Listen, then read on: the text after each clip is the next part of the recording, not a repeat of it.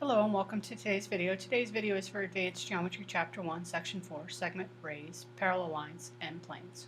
So we're going to start out with some definitions. A segment is part of a line consisting of two endpoints and all points between them. So if I put 2 points and a segment joining them, then this is a line segment.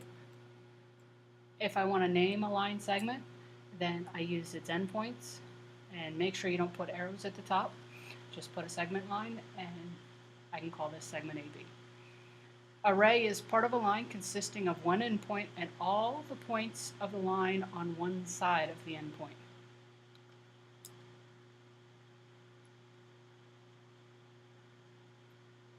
So if I draw a point on a line, and then I take a look at all the points, in this case to the right, on that line, then I get a ray.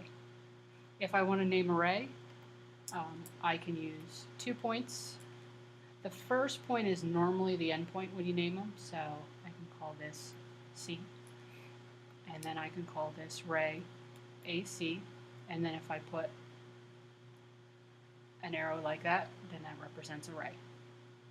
Opposite rays are two collinear rays with the same endpoint.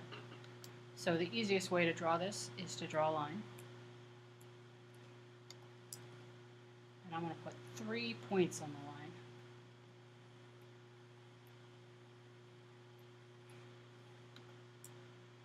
Now, if I make D the endpoint for both rays, and I have one go off towards C and one go off towards E, then they are opposite rays. So DC and DE are opposite rays. One quick way to check if two rays could be opposite is they should have the same endpoint. So when you name them, the first letter should be the same. Then you have to make sure that they don't go in the same direction. So if I add another point, and I'll call this F, DE and DF are not opposite. They share an endpoint, but they go in the same direction. Technically, they're the same ray.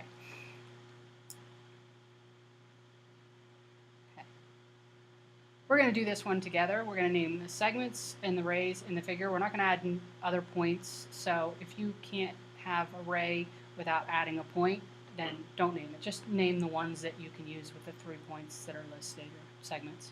So we'll do that one together. Parallel lines are coplanar lines that do not intersect. Now, every time I read these definitions, I always think to myself, why do they have that word, coplanar or non-coplanar? So think about why does that word need to be there so that it's, the definition. So for this one, parallel lines are coplanar lines that do not intersect.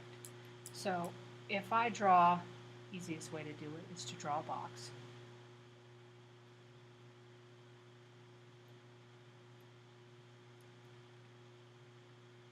Forgive my box, but it gets the job done. A, B, C, D, E. If I want to talk about lines that are parallel, I could say that AB and DC are parallel because they exist on the plane that would be the top of the box. I could also say AD and BC.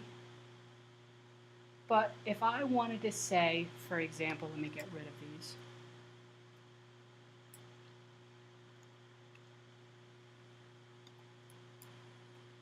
AB and CE.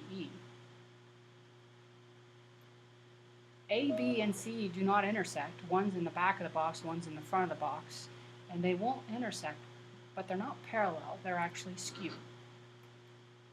So we need this word coplanar because AB and CE are not coplanar.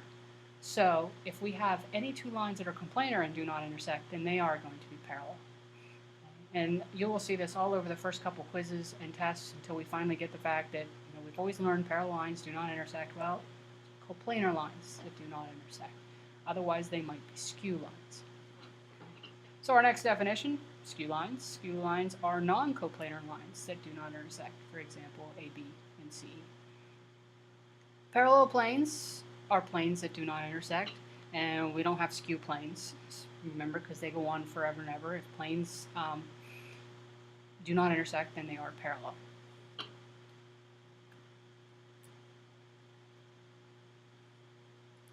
And that's it for today's notes. Thank you for watching. Have a great day.